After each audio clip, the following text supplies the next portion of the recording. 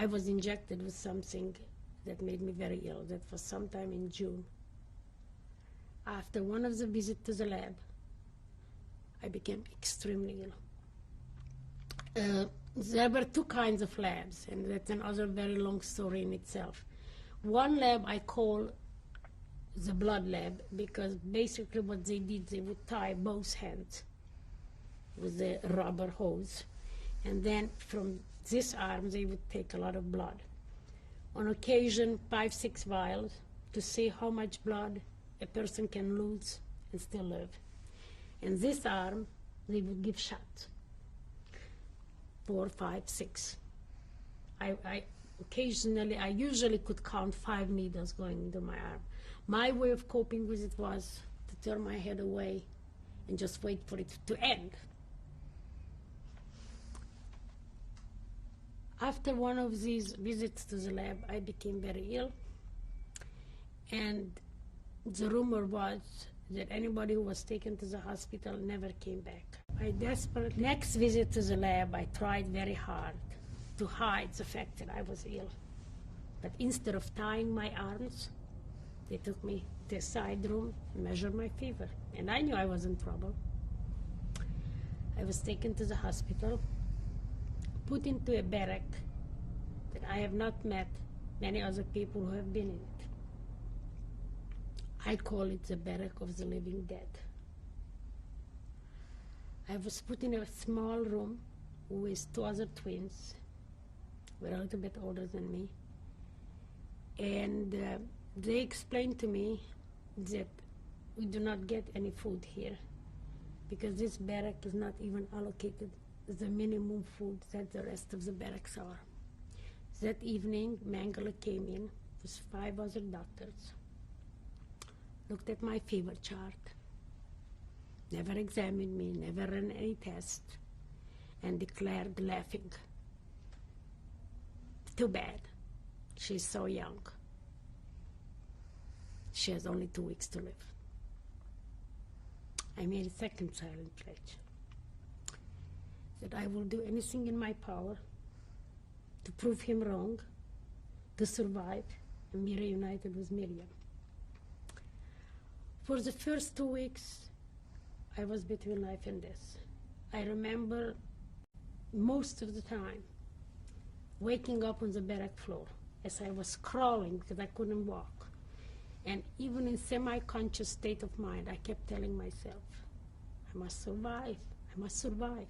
I would fade in and out of consciousness. I looked up in the 2 sides, the 3-story bunk beds filled with these walking dead, or living dead, because they couldn't walk. All they could do is scream.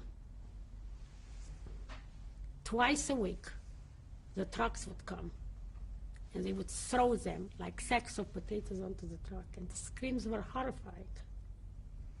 So this was a place where they collected people until they had a place in the gas chamber. After 2 weeks, my fever broke.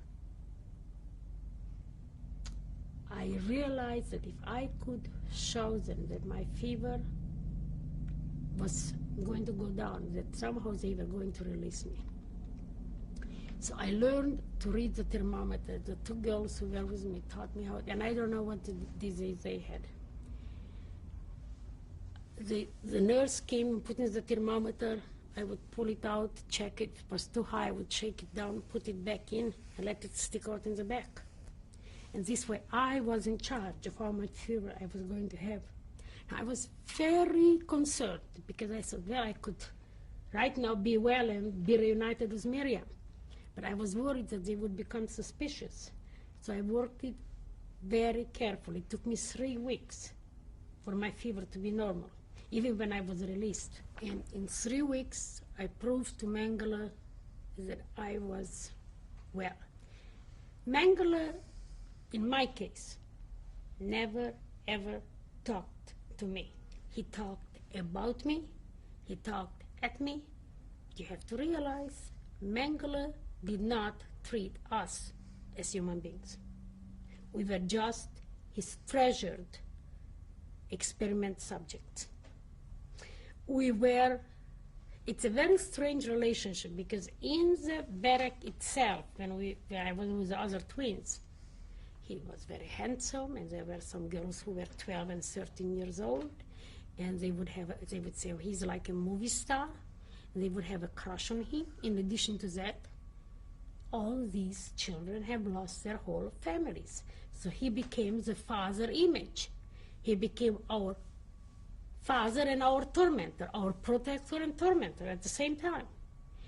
I would say that in all these bad things, there was still one pretty lucky thing, that this monster of a doctor was interested in experiments on twins. If he wouldn't have been interested in experiments, I wouldn't be here to tell you my story. So in all that crazy, crazy, miserable place, I have to look at it as still some strange stroke of luck, that at least I had a little chance to survive. Not a great deal, but a little.